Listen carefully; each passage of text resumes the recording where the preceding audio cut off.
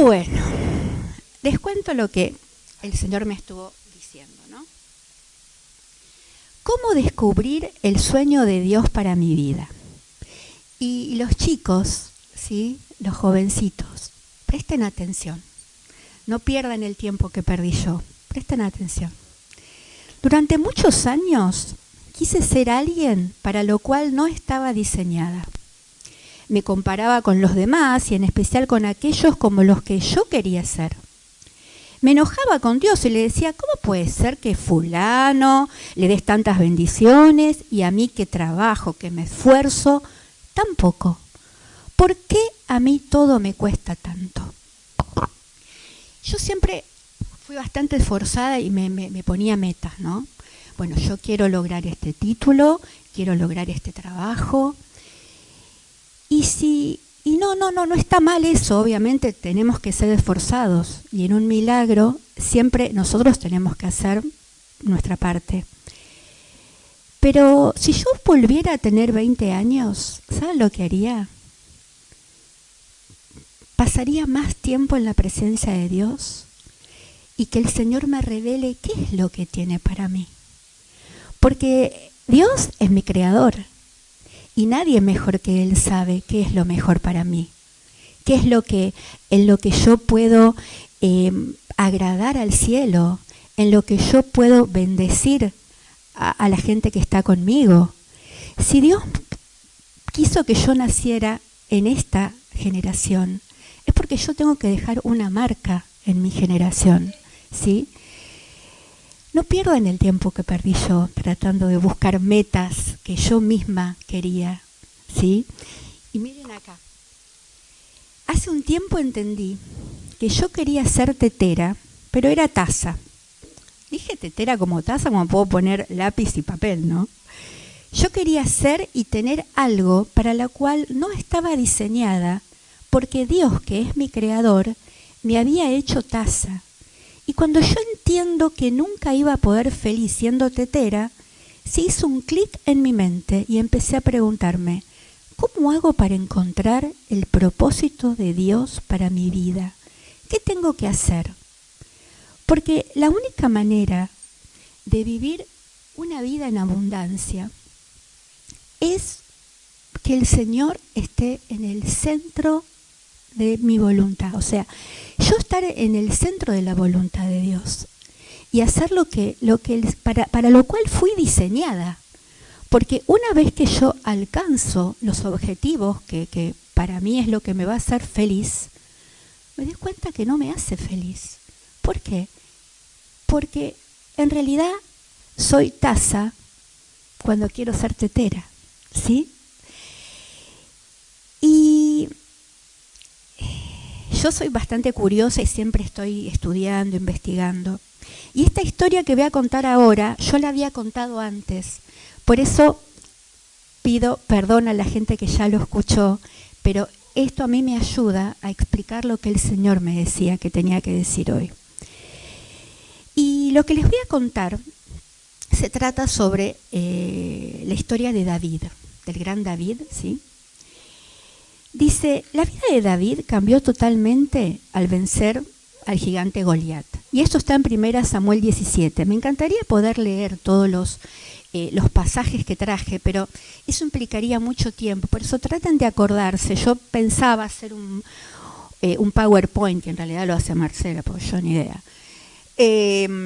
Pero bueno, al final no tuve tiempo. Pero traten de acordarse, ¿sí? Esto está, la historia de David está en 1 Samuel 17. Dice, lo que yo les voy a contar es el backstage, es el trasfondo, lo que ocurrió antes de vencer a Goliat. Y esto no está en la Biblia, lo encontramos en el Talmud. El Talmud es un libro donde los rabinos cuentan la parte histórica de los eventos del Antiguo Testamento. La infancia y la adolescencia de David estaban marcadas por rechazo y humillación por parte de su padre y de sus hermanos.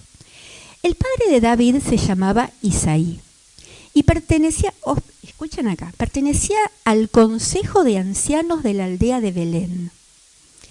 era uno de los 4 ancianos encargados de proteger la Torá, la ley de los judíos. Era un hombre próspero, honrado, sumamente respetado. Estaba casado con una mujer que se llamaba Nisibet y tenían 7 hijos varones. Todo era perfecto en la vida de Isaí, excepto por su antepasado, su abuelo Boz, que se casa con una moabita llamada Ruth. Esto está en el libro de Ruth, en el Antiguo Testamento. Presten atención también a esto. Era vergonzoso para un líder judío casarse con una extranjera. Entonces, cuando Isaí tiene su 7º hijo, decide no tener más hijos, porque el número de la perfección para los judíos es el 7, ni 6 ni 8, 7. Como en aquella época no había métodos anticonceptivos, Isaí decide no tener más relaciones sexuales con su esposa. Y presten atención acá. Según la ley judía, todo descendiente de una relación ilícita era declarado inmundo hasta la 10ª generación. Dios mío. Entonces, fíjense que David nació en un hogar de una familia próspera, ¿sí? Y sin embargo, era totalmente, para usar una palabra que usan también los chicos, ninguneado por el padre, por los hermanos. Y vamos a ver por qué. Este Isaí, el papá de David, no era tan perfecto. Y comienza a mirar a una de sus siervas y le ofrece tener relaciones sexuales a cambio de su libertad. Aparentemente esta práctica era bastante común en el Oriente. No sé ahora. Para los que más o menos conocen la Biblia, se acuerdan lo que pasó con Abraham, con Sara, ¿sí? Que bueno, eso está en Génesis. La historia de Abraham está a partir de Génesis 12. Se acuerdan que Sara no podía tener hijos, entonces en vez de esperar en Dios, ¿qué hace? Ella tiene su propio plan y entonces hace que Abraham tenga relaciones sexuales con su sierva, con Agar, y de ahí nace Ismael. Entonces, Ismael, de Ismael nacen todos los enemigos de Israel. Eso después lo vemos, ¿sí? Bueno, ¿qué pasa? Isaí, ¿no? Bueno, como que le empezó a gustar la sierva y quería tener relaciones sexuales con ella. Pero ¿qué pasa? La sierva tuvo temor, ¿sí? Y se lo comentó, se lo dijo a Nisibet, a la esposa. Entonces, entre ellas arman un plan. La esclava, allá, bueno, en ese momento no había luz eléctrica, era todo a oscuras o con vela, ¿sí? Entonces la esclava apaga la vela, se va de la habitación y viene Nisibet. Y es así como Isaí tiene relaciones con su esposa y es concebido David. Isaí nunca le creyó a Nisibet que él era el padre de ese hijo. Y desde ese momento, Nisibet es considerada adúltera. Y entonces, ¿se acuerdan que según la ley judía, todo descendiente de una relación ilícita era declarado inmundo hasta la 10ª generación? Entonces, Isaí nunca reconoció a David como su propio hijo. En cuanto a Nisibet, fue despreciada por su esposo y por sus hijos. Y Isaí no quiso acusarla ante los rabinos judíos, porque para la ley judía ella tendría que haber sido apedreada. Sin embargo, la excluyó de la vida familiar a ella y a David. Dice el Talmud que incluso ellos comían aparte con los sirvientes. Y Nisibet era despreciada por su marido, por sus 7 hijos, incluso era el comentario del pueblo. Y esto se los cuento entre paréntesis, ¿no? ¿Se acuerdan el poder de los fariseos, de los rabinos en la época de Jesús? Si ustedes están viendo la serie de Chosen, Los Elegidos, ahí aparece, ¿no?, que tienen un poder absoluto. Entonces, ¿qué pasa? Los rabinos, believe it or not, se créase o no, hoy por hoy tienen el mismo poder en Israel. Son los que gobiernan, en realidad, todo. Netanyahu no hace nada sin la aprobación de los rabinos. Los rabinos obviamente están esperando, todo Israel el pueblo de Israel está esperando al Mesías porque no consideran que Jesús fue el Mesías. Y es tanto el poder que tienen estos rabinos que, por ejemplo, en Estados Unidos se mandan mucho dinero y ofrendas abundantes a los misioneros que están en Israel, a los misioneros cristianos en Israel. Entonces, todas esas ofrendas y todo ese dinero nunca llega a los misioneros cristianos, están confiscadas por los rabinos. Entonces, fíjense el poder que tienen, ¿sí? Bueno, volvemos a David. David es enviado a cuidar ovejas, trabajo que le correspondía a los esclavos, no al hijo de una familia próspera. Para Isaí, este hijo no era suyo. David vivió humillado y ninguneado por su familia. Él estaba para las tareas menores, cuidar las ovejas, llevarle el almuerzo a sus hermanos que estaban en la guerra que había entre Israel y los filisteos. Nadie tenía en cuenta a David. Ni siquiera estuvo invitado cuando Samuel fue a la casa de Isaí a ungir rey a uno de los hijos. Y esto también lo van a leer en 1 Samuel. Cuando Samuel, que era el sacerdote principal, él recibe una palabra de Dios que el próximo rey iba a venir de Belén, de la tribu de Judá, de la casa de Isaí. Entonces Isaí le presenta a todos sus hijos y a David no. Pero cuando Samuel dice, no, este no es. Ah, sí, ¿tenés otro hijo?, le dice Samuel. Sí, hay uno que está allá cuidando las ovejas, porque Isaí no lo consideraba hijo de él, ¿sí? Entonces, imagínense David, ¿no? ¿Se acuerdan cuando también, y para los que no lo saben, que lo lean en 1 Samuel, Eliab era el hermano mayor, que entre paréntesis Isaí tenía todos los, ¿cómo se dice? Toda la esperanza. Cuando Samuel va a ungir a uno de sus hijos, tenía toda la esperanza en Eliab, que era el mayor. Sin embargo, no era el que Dios había elegido. Cuando Eliab, el hermano mayor, se entera que David quería enfrentarse a Goliat, se enojó muchísimo y le dijo: «Sos mentiroso y malvado, solo viniste a ver la batalla».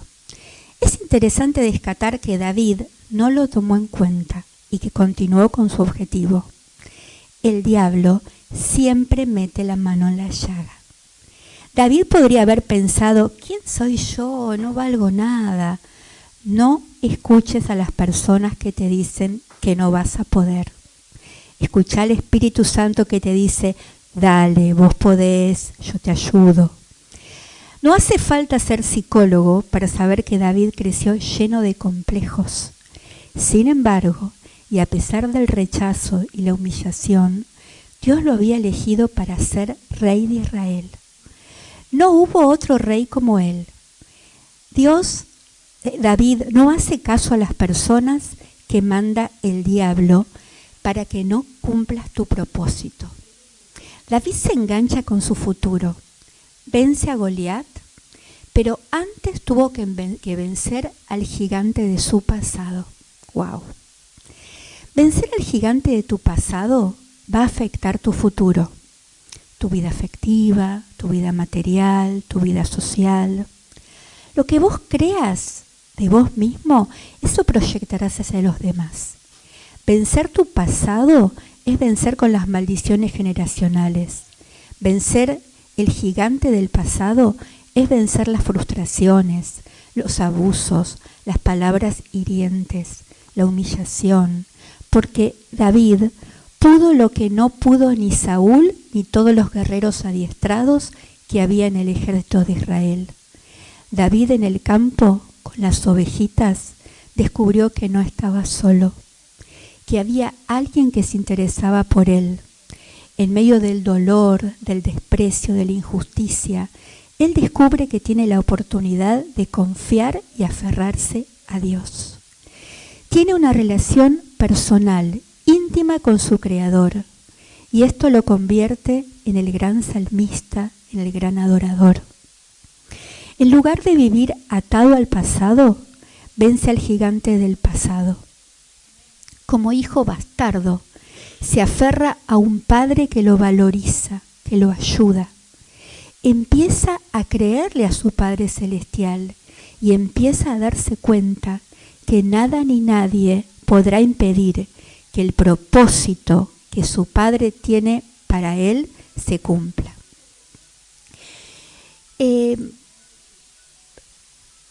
No sé, ese puede ser que sea. Fíjate, Marcel, si es mi celular. Perdón. Esta predicadora trucha que no baja. ¿Qué es lo que quiero decir con esto? Que no podemos vencer a ningún Goliat y no podemos vencer ningún gigante si antes no vencemos el gigante de nuestro pasado.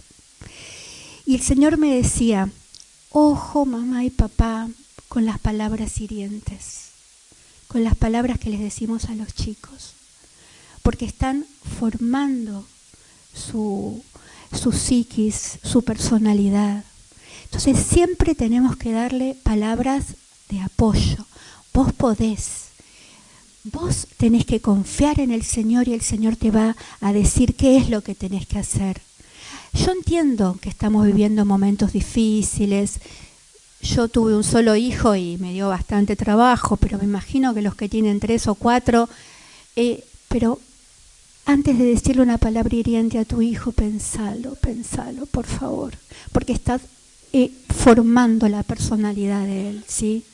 Siempre tenemos que apoyar a nuestros hijos y hablarles en positivo, en ayudarlos a que siempre busquen al Señor por sobre todas las cosas y ayudarlos en todo, porque no nos tenemos que olvidar que nuestro techo es el piso de ellos. Ellos van a construir a partir de nuestro techo, ¿sí?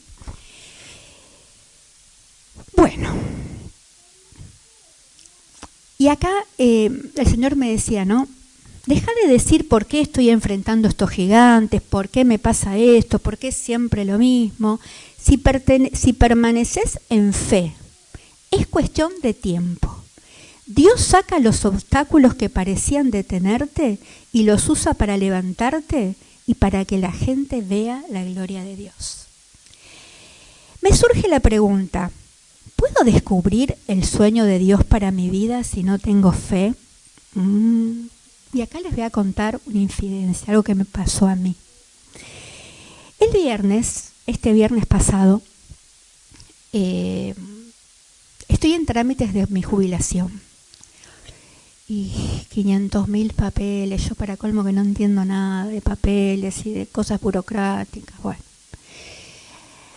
resulta que yo renuncio a mi trabajo en julio y porque a mí la abogada me dijo, en 2 meses la jubilación sale. Entonces yo tranquila.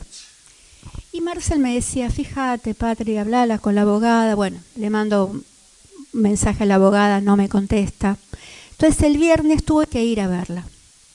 Bueno, ahora falta otro papel que tengo que hablar con el colegio para que hace que se retrase yo para cobrar mi jubilación. Entonces yo decía, bueno, yo 2 meses sin mi sueldo podemos más o menos bancarnos, pero ya más tiempos es como que va a ser un poco más difícil, ¿sí? Y yo me decía, ¿no? El Señor me dijo, ¿no será que tenés temor? Y eso a mí me hizo ruido, ¿no? Porque el viernes la verdad que estaba contrariada. Y me acordé, la fe y el temor son dos fuerzas muy poderosas y opuestas. Las dos necesitan creer en algo invisible para que acontezca. Lo que temí me sobrevino, dijo Job.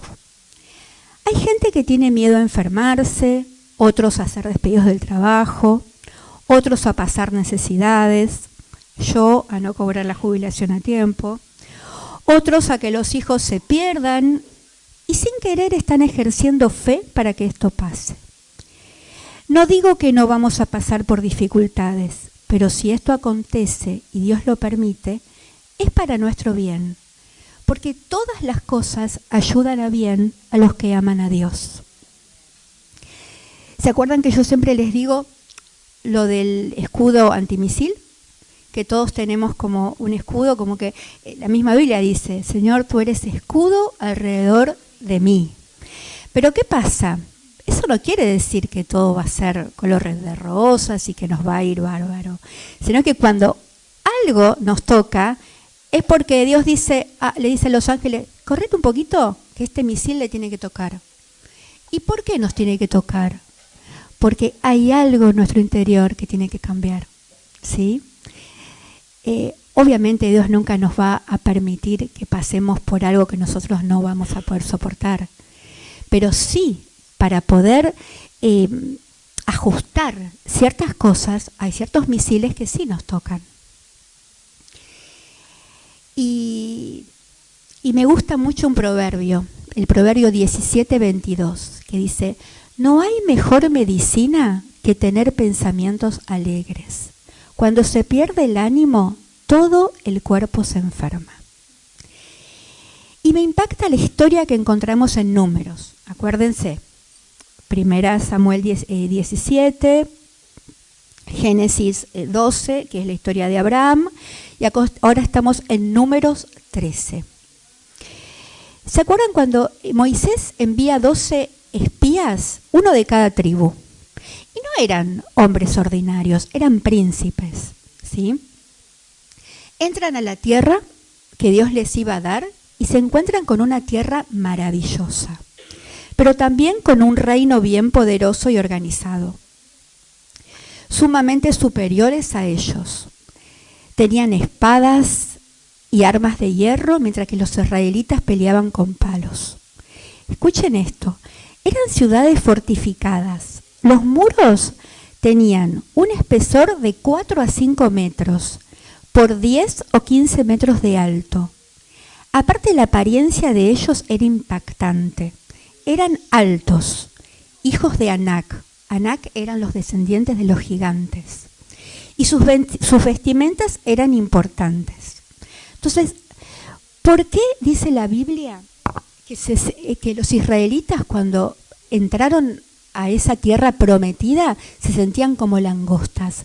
Ellos habían pasado 40 años en el desierto, con la misma ropa y el mismo calzado. O sea, si bien la ropa y el calzado estaban bien, pero claro, se encuentran con altos, con vestimentas impecables, con armas, con todo bien organizado. Obvio que se sentían como langostas. Entonces, ¿qué pasa?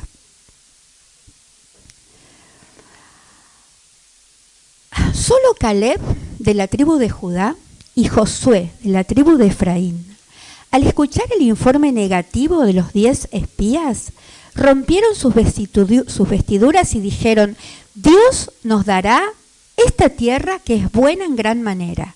Eso es fe que sobrepasa todo entendimiento. ¿Por qué? Porque nosotros miramos las cosas con nuestro 2 más 2 es 4, pero para Dios 2 más 2 no es 4, ¿sí?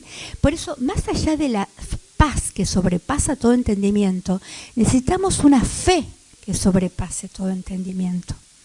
Esto yo lo digo primero para mí, gente. ¿Cómo hubiese reaccionado yo si hubiera estado allí? hubiera reaccionado como los 10 espías. Hubiera mirado las circunstancias en vez de mirar y creer en nuestro Dios. Nuestro Dios nos dio libre albedrío. Esto significa que nosotros elegimos. El Señor dice, no te dejaré ni te desampararé. El temor destruye las promesas de Dios. La fe hace posible las promesas y el deseo de Dios para bendecir nuestra vida. Y alguien que yo respeto y realmente quiero mucho, ¿no? Él habla de que hay milagros de arriba y milagros de abajo. Él decía que el pueblo de Israel, ¿sí?, estaba acostumbrado a los milagros de arriba. Ellos se quejaban y Dios les daba el maná y las codornices sin que ellos hagan nada. Sin embargo, con el liderazgo de Josué, ellos tienen que participar del milagro. Los muros de Jericó, y esto está en Josué 6, no se hubiesen derribado si ellos no hubieran marchado alrededor de las murallas por 7 días. No hubieran conquistado las otras ciudades si no hubiesen peleado. No hubiesen cruzado el Jordán si los sacerdotes no hubiesen puesto sus pies en el agua. Dios les daba la victoria, pero ellos tenían que hacer su parte. Imagínense en Jericó, chicos, semejantes murallas, 4 o 5 metros de espesor, más 10, 15 metros de alto. ¿Cómo iban a entrar ahí? Más toda gente súper cool, no sé. Nuestro entendimiento no puede entender cómo personas que estuvieron vagando por el desierto, que por 40 años tuvieron la misma ropa, que peleaban con palos, pueden derribar esos muros. Solamente Dios lo puede hacer. Si estás pidiendo un milagro a Dios, si le estás pidiendo a Dios que te revele cuál es el sueño de Dios para vos, pregúntale cuál es la parte que te corresponde hacer a vos. Pidámosle a Dios que nos enseñe a destruir las fortalezas de miedo y temor que hay en nuestros corazones. Y pidamos tener el espíritu de Josué y Caleb y esa fe inquebrantable que va más allá de las circunstancias negativas. La fe que sobrepasa todo entendimiento y escuchar atentamente la voz del Espíritu Santo son la receta para descubrir el sueño de Dios para nuestra vida. Dios quiere vivir en nosotros para mostrarse al mundo. Recetas. ¿Cómo podemos hacer para tener una vida y una vida en abundancia? Y para descubrir el sueño de Dios, invertir tiempo buscándolo a Él y pedirle al Espíritu Santo que nos revele qué es lo que vos tenés preparado para mí. Esa es una receta infalible y eso es lo que el Señor me dio hoy para compartir con ustedes. No sé quién, Javito.